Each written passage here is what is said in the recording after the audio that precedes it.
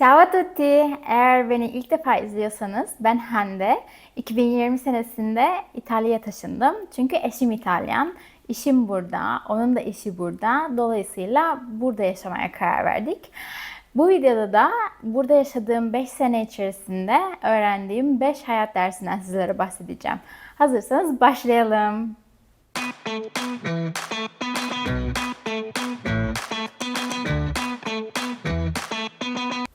İlk dersimiz insanların her yerde insan olduğu.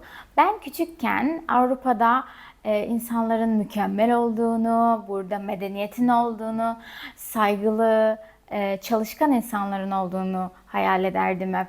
Ama buraya gelince gördüm ki ne kadar saygılı, iyi kalpli, güzel insanlar olsa da burada da suçlular, kötü kalpli insanlar, pis insanlar var. Yani eğer oraya gideyim, hayat kalitem değişsin, oradaki insanlar daha iyi diye bir düşünceniz varsa böyle bir şey yok. İnsanlar kendi çevresini kendi belirler. Mesela Mevlana ne demiş? Arkadaşını söyle, sana seni söyleyeyim. Gerçekten bu doğru. Şu anki hayatınızı bile düşündüğünüzde en çok konuştuğunuz 5 kişinin ortalamasısınız siz.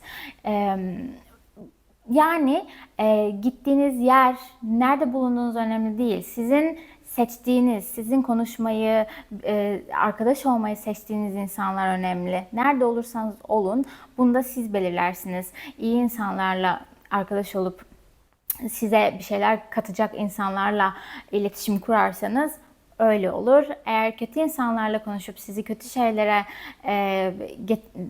sevk edecek insanlarla konuşursanız hayatınız o şekilde olur.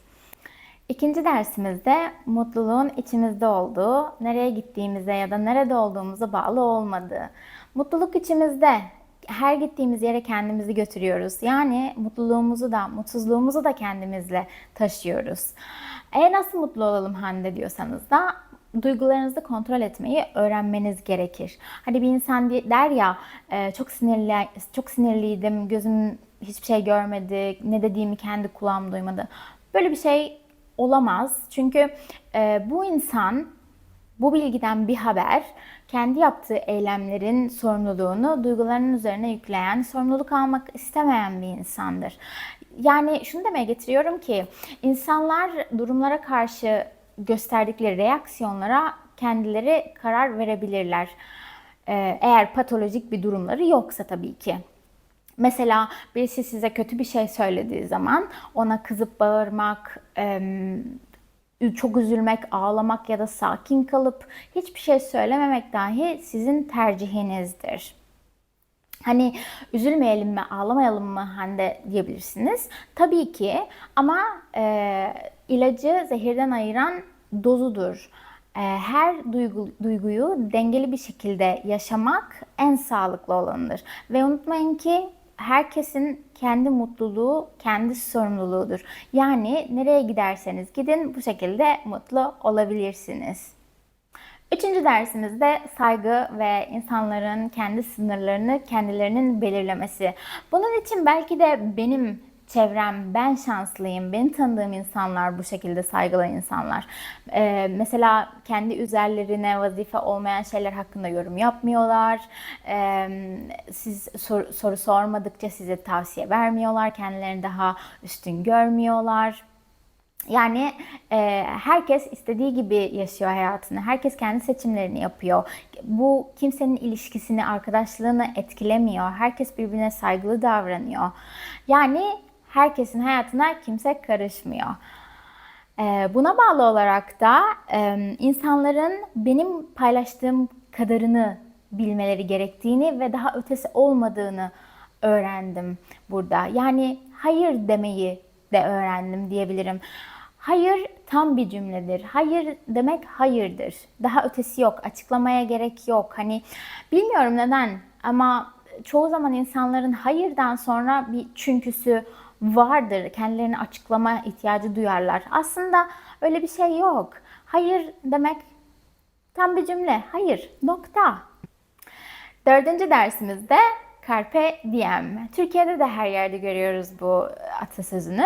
Türkçe'ye anı yaşamak olarak çevirmişiz. Aslında bu Latin atasözünün asıl anlamı geleceğimizi bilmediğimizi, bizim bu anda yaşadığımızı, bugünü yaşadığımızı ve bugünü en iyi şekilde yaşayıp geleceğimizi o şekilde inşa etmemiz gerektiğini anlatan bir atasözü. Ve gerçekten bunu burada İtalyanların hayat stilinde de görebilirsiniz.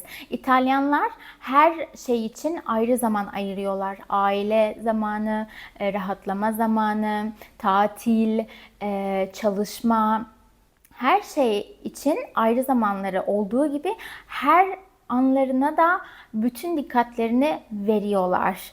Yani her anın tadını çıkarmaya çalışıyorlar. Bu küçücük şeyler olsa bile geçerli. Güneşin batışını izlemek, bir gökkuşağını izlemek, arkadaşlarıyla ayaküstü 2 dakika sohbet etmeleri, her anın tadını çıkarmayı da ben burada öğrendim gerçekten.